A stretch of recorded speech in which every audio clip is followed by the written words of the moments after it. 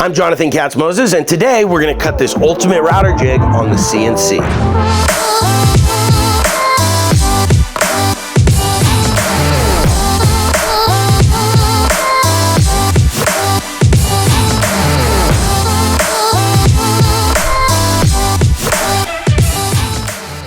You've probably seen the other video where we cut this out by hand. I wanted to remind you we're giving one of these away on that video. You just have to be a subscriber and go comment, and you can win this whole router jig setup. It comes with all the hardware. You would just need to make the fences and mount your router in the correct place. The router jig itself is amazing. It can do so many things. Some of the many uses are mortising, edge guide, center finding. It can be flipped upside down and clamped to your bench and used as a router table with a safety pin. You could clean up the cheeks of tenons. There's a million things you can do with this, and the router is one of the most versatile tools in the shop, so this is a great accompaniment to it. So we're gonna get started over on the computer. I'm gonna show you how I went through getting it ready to cut, and then we'll start cutting it out. So here we go. So I started by modeling the project in Fusion 360 and exported it to a PDF. And then instead of doing my toolpaths in here, I find V-carves a little bit easier for me because I'm just learning how to use the CNC. But you can see all the instructions are on there, and I have 5 toolpaths. And I start with the slot toolpath. That's the 2 slots for the fences for the router.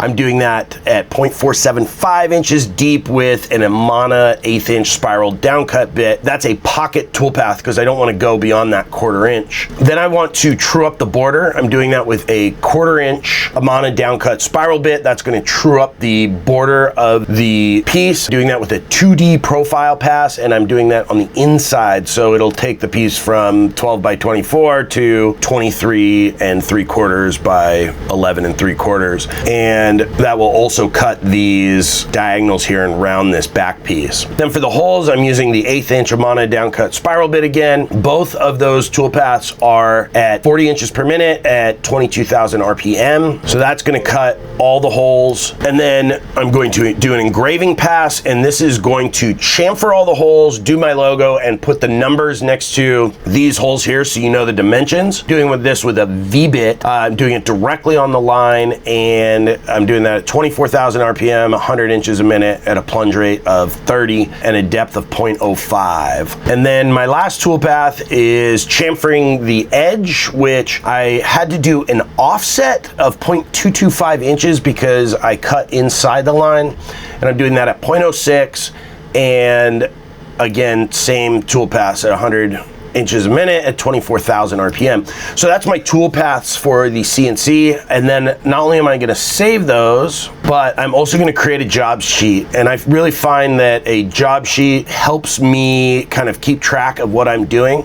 So that looks like this. This kind of goes through all your times, and I know that I'm probably taking too long to do this, but I'm really new to this, so I'm just being gentle with my passes, and I only have 1 sheet of it, and it's going to take another 2 days from Amazon if I have to do that. So I'm going to print that out and take it with me over to the CNC, and then I am going to save these toolpaths.